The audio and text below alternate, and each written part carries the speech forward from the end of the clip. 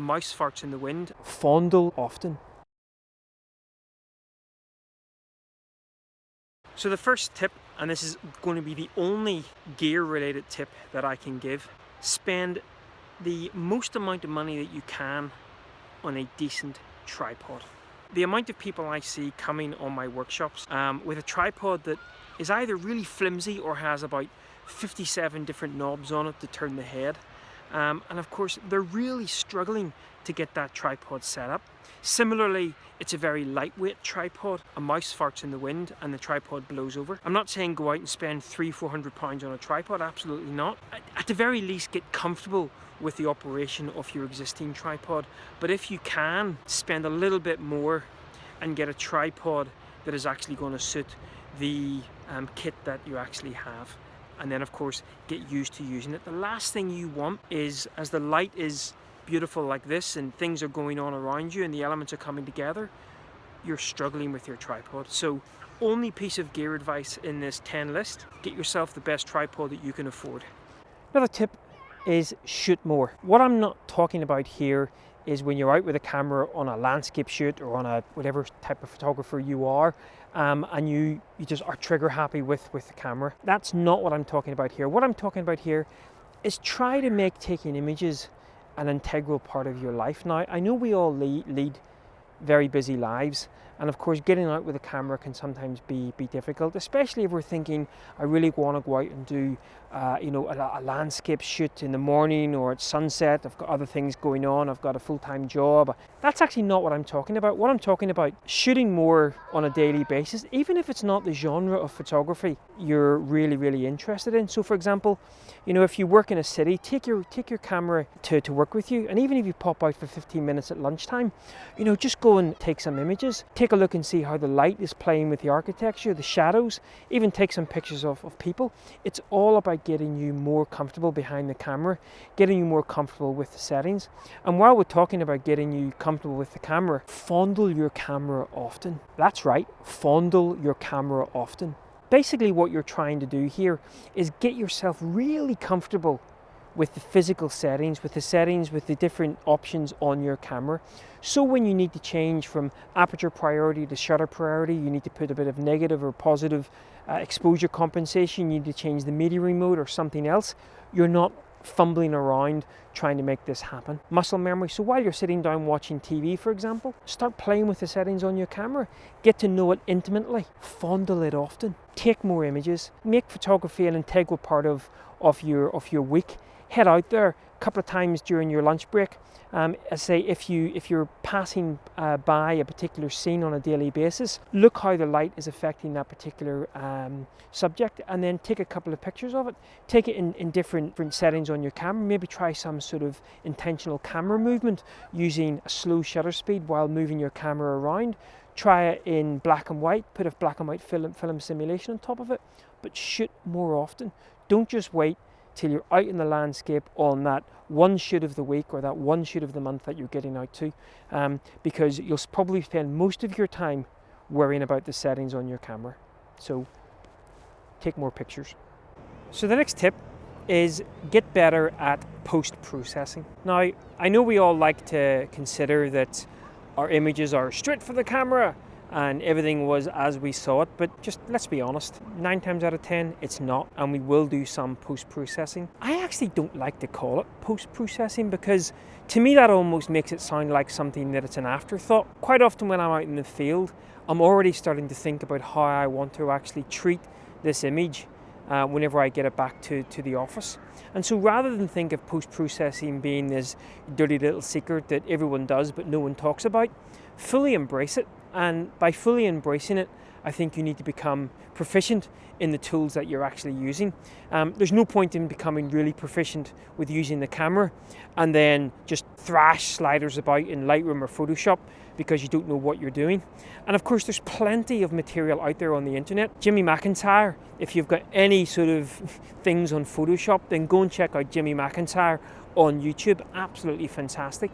But get proficient with the software tools that you're using. And while you're doing that, go and look at how some of the guys who were shooting film back in the day, they were experts in the darkroom. They're post-processing side of things. So embrace post-processing. Don't think of it as this thing that doesn't get talked about and no one else does, because generally we all do. Of course, we want to get things as right in camera as we can from a technical aspect, but then whenever you want to actually talk about or get closer to your artistic intent, that's quite often going to have to be enhanced with your post-processing technique. So be it Lightroom, be it Photoshop, be it whatever you're using, become proficient with it in 2017.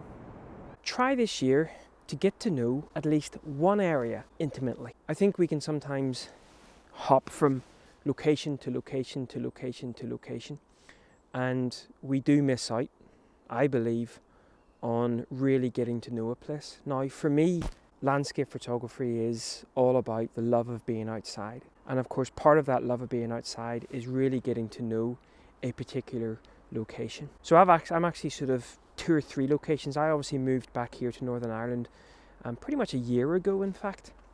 And while it can be very tempting, kind of run about to the honeypot locations, I've really tried over the last couple of months, and certainly will continue to do over the next year, to really get to know 1 or 2 locations on an intimate level. Now, that's going to require more than simply turning up with the camera and shooting. Going to locations at all times of the day, walking in it, sitting in it. Take your picnic, take a packed lunch, go and sit and listen to a couple of podcasts, walk amongst it, but really get to know an area intimately. Because it's only when you really get to connect with the landscape will you really start to see the little oddities and the little kind of gems that potentially are there from a photographic point of view. So try to get to know a landscape, a location this year on an intimate level. So next tip, rather than spend your next kind of little bit of money on a piece of photographic kit, be it a piece of glass, be it a camera, be it whatever, why not spend it on a trip? I myself this year am determined to get up to Harris and Lewis, 2 islands off the coast of Scotland that I have wanted to visit for so long. I love my gear as much as the next man, but I'm determined this year to spend my money on experiences rather than things. Now, I'm not saying forgo never buying photographic kit ever again, but certainly just have a think about it. What's going to really make a difference in your photography? Is it going to be that new piece of glass or that new camera with those extra 7 megapixels? Or is it going to be actually going and exploring somewhere and exploring it in depth? Now, of course, not everyone, again, has the time just to take off by themselves, or indeed from a financial commitment perspective. So why not get together with a bunch of friends? I love heading off for a few days with like-minded photographic mates and going off just on a trip, because not only can you kind of bounce ideas off each other from a photographic point of view, but it can be a real kind of fun social trip as well. So where's the one place that you've always wanted to visit? Where's that one place that you've always seen on Instagram or in 500px or on Twitter that you go, I really want to go there, and I really want to go there one day and take some images there? Well, why not make that one day this year? And so rather than spend your next couple of £100 on photographic kit, spend it on a trip. I know I am. Let's start trying to be really passionate about our own images. In this era of digital photography, where it's so easy to click, combined with the pressures of social media, getting your images out there first and fast, are we being absolutely passionate about our craft? And what I mean by that is, you come out with the intention of shooting sunrise or sunset or a particular location, and you come away with mediocre images, but you still post them online. We've all been guilty of it. I've been guilty of it. In fact, I can still be guilty of it. You come away, you're still full of adrenaline of the shoot, and almost even before you get home again, you post your images online, where everything's now wireless and away it goes. Is that going to represent your strongest work? I'm not sure it does. Sorry, our strongest work? I'm not sure it does. Really be passionate about your images. Look at them. Ask yourself, is this the absolute best work that you can do?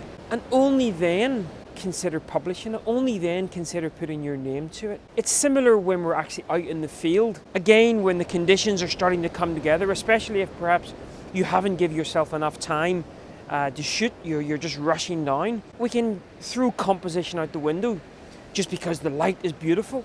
And don't get me wrong, sometimes a grab shot can be really, really nice, but let's not just run after a piece of foreground interest just because someone said there has to be foreground interest.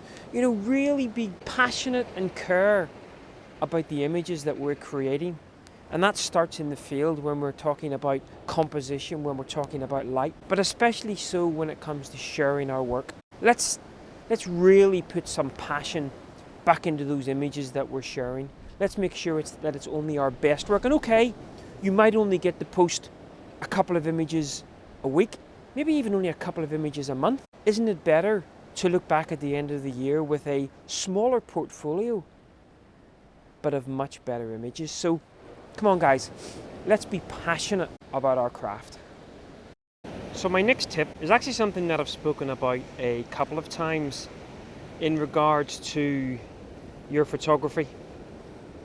And that is to be mindful of your location, to be mindful in your photography practices. Mindfulness is something that a couple of years ago I probably would have just discounted as a little bit hokey. But having been through and indeed continue at times to struggle in certain aspects of my own life, I have found that the process of photography has absolutely, without a doubt, improved my own well-being, my own mental well-being, obviously my physical well-being, being outside and hiking numerous hours, but my own mental well-being. And what I mean by being mindful with your photography, how I like to do it is when I'm taking a long exposure shot. So when the camera is exposing maybe a 2, 3, 4 minute exposure, rather than me running around looking for the next shot, I just sit and be. This actually has two major benefits, I find. One, from a photographic point of view, I see so much more in regards to the scene. It basically allows me to really understand what's going on in the scene, what's going to make for a stronger composition. So just sitting watching, I almost liken it to that long exposure. It needs that long exposure because of course it needs that time to suck in all of that light, and there's no way that you can possibly see the best composition in a location by just looking at the scene for 30 seconds. But more so, it allows me to focus on my mindfulness. And that's just a case of almost freeing my mind even from the challenges of photography and just being really, really aware of my surroundings.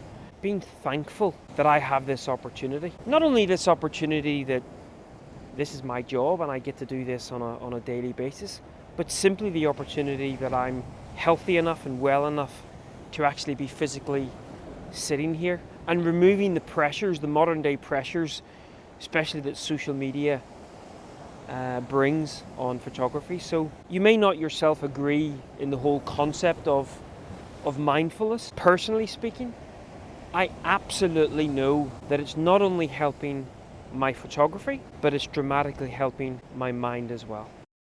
So another tip, and this is really prevalent again in the era of social media, try not to judge your own journey against the journey and of course the success of others. That's a hiding to nothing. Trust me, I think it's good to get inspiration from others. I think it's good to, judge our own journey through certain landmarks, but simply judging your own journey through the success of others is a very bad idea. I know me personally, over the last couple of years, I have got downhearted when I look at some folks online and look at the success that they're having, and not just success from a competition point of view. I don't enter a huge amount of competitions. Their own journey, and it could be as simple as, they always seem to get the perfect light or the perfect conditions, or they're based in a really beautiful location. Or of course it could be, the amount of followers they have on social media, or indeed competitions. Doesn't do us any good. I think it's very good to have goals and aspirations in our own photographic journey. And certainly I may produce a little side blog on this in terms of what some of my goals are for 2017, but one of them for sure isn't measuring myself against the success of others, because trust me, you're only going to be let down. There's always going to be someone more successful than you in the amount of images they seem to be producing, be that in competitions, be that in whatever. And of course, generally what you don't see, especially with the social media and YouTube, you don't see the bad days. We all have bad days, even the most successful, but we're very good at just publishing the good stuff. So bear in mind that those people who you perceive to be much more successful than you, of course, the chances are they may be doing a lot more legwork than you and I. That's something that maybe we have to ask ourselves as well. They weren't just born with a golden camera in their hand. They've put in their legwork, they've put in the sacrifices. But certainly do not judge yourself on their success. Not good. When you're considering making images, why not try to think a little bit in the form of projects rather than individual images? Now, I'm not saying that every single image that you take this year needs to be associated with a project, but I think it can be a really good idea to have some projects in mind when you're out and about, and maybe once a month go out with the specific intention of actually shooting images that are going to be part of that project. So I normally have 3 or 4 medium-term projects on the go at once, and that just allows me to really sort of focus my mind rather than simply going out just to shoot sunrise or sunset. I actually am focused on getting an image that is going to form part of a project. So a project could be waves, a certain color, maybe the color red, maybe putting together some black and white street portraits. I don't know, it can be any number of things can form a project, but think this year of maybe embracing 1 or 2 themes, 1 or 2 projects, and try then each month to go out on your shoot with the intention of trying to come back with at least 1 image that is associated with that project. I think you'll find not only will it help you to be more patient and actually go looking for your image, but actually you'll be pleased at the end of the 12 months that you actually start to see perhaps a bit of a body of work forming, a bit of a portfolio forming. Instead of thinking simply individual images, let's start thinking in terms of projects and themes. And my last tip, well, it really is quite a simple one. Have fun. It's as simple as that. The world is serious enough without us adding to it with our photography. I know some people who are watching this channel are maybe professionals, and so there's an added pressure in their photography. But even then, let's make sure we have fun with our photography. Let's not take it too seriously all of the time. When we don't necessarily get the image that we want, when we, end up being frustrated, just try to put a little bit of fun back into your photography, even if it means stepping away from the particular genre of photography and going and shooting something completely different for a day. Or even if it means putting the camera down for a couple of days, for a week, and just going outside and having fun again. Trust me, photography should be fun. And I know we all have stresses and we all have anxieties and we all have various things going on in our lives, but let's try to put a little bit of fun back into photography. So I'm going to head away here before these waves decide to wash me away. I hope you've enjoyed this little 10 tips to hopefully improving your photography in 2017. I know there hasn't been a single tip related to the technicalities of photography, but I hope you agree that these 10 tips, if you even follow a couple of them, will hopefully help you improve your photography. From the coast of Northern Ireland, see you later. Bye-bye.